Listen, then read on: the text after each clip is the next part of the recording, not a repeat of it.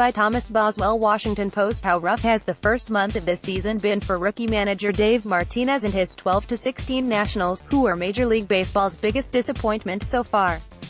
Mighty tough, but you wouldn't gather it by seeing Martinez grinning before Sunday's game as he commemorated the end of his first month in office by wearing Washington Capitals gear to his pre-game press chat, complete with a cap and his name and number 4 on the jersey's back. Dave, are you a big hockey fan? Oh, yeah? Then you know that Capitals, playoffs, Penguins and good luck don't usually go together, right? That borders on positivity, run amok. Not in Martinez's mind, or for the Nats these days. In the face of their current funk, they have chosen this cheerful Martinez road, with analytics, boosterism and 0 games of managing, to replace Dusty Baker's wise, world-weary 3,500 games. Don't be too quick to think we know the answers yet. The Nats won Sunday, 3-1, and, later in the afternoon, so did the Capitals, 4-1. I'm not wearing any Caps gear now. Don't want to jinx him, Martinez said, hurrying back to watch the conclusion of the game in his office. The Nats win was emblematic of multiple Martinez traits, good and perhaps bad. Martinez, a former Devil Rays player and Joe Maddon's right-hand man as the Rays bench coach from 2008 to 14, communicates well with players, but the way he handles his bullpen, within one game or over long stretches with an eye to all 162 games, may need polish. After his last start, Gio Gonzalez second-guessed Martinez over the quick hooks he had gotten in 3 straight games. What, no confidence in the lefty, who was 6th in the Cy Young Award voting last year? Are we back to the days of no trust in Gio with Matt Williams? No good feelings were involved. But Martinez sought out Gonzalez the next day, and after a long friendly talk the pitcher praised his new manager's communication skills. On Sunday, with the bullpen worn out, Gonzalez battled through 7 gritty innings on 114 pitches. Afterward, manager and pitcher gushed over each other. All well and good, but what about that bullpen? General Manager Mike Rizzo says the bullpen has been protected this year. He needs to look again.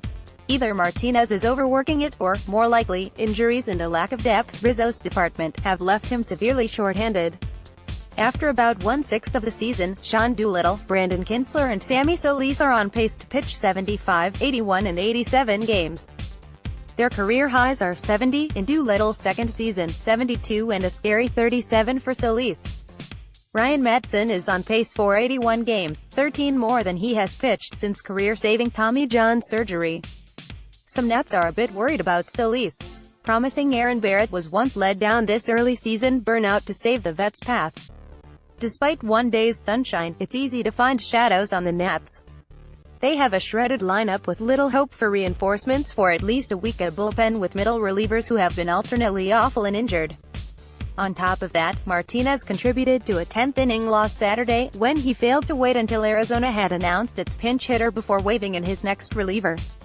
Result, the wrong pitcher, righty Austin Adams, faced the wrong, lefty, hitter. Adams walked both men he faced, forcing in the winning run. On Sunday, Adams was sent back to AAA. But why was Adams, strictly a project, with big talent but one of the wildest arms in organized baseball, put into a tie game with 2 men on base? Why not righty Carlos Torres, with a 4.00 ERA and 352 games in the big leagues, for such a veteran tension spot? Fair question. They liked that matchup better, Rizzo said. I just call it a mistake, probably bigger than the pinch hitter snafu.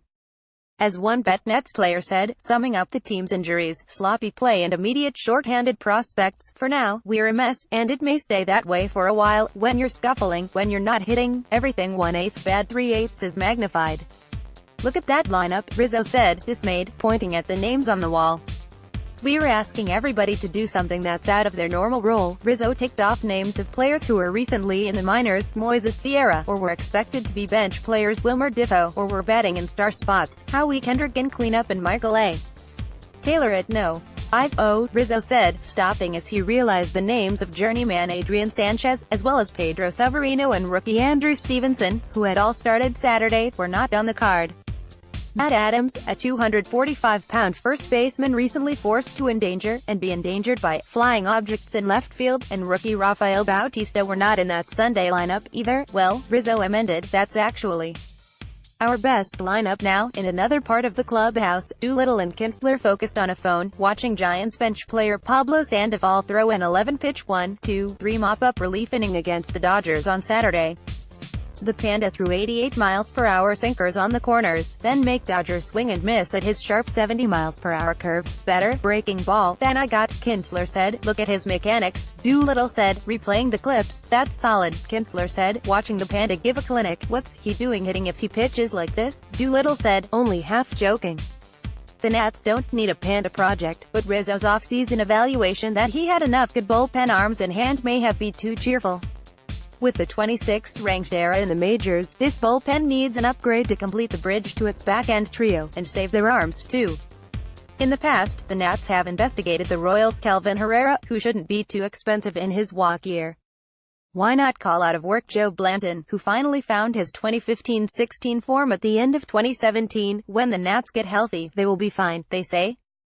But when will that be? And how far out of the National League East lead will they be by then, with their deficit now at 6 games?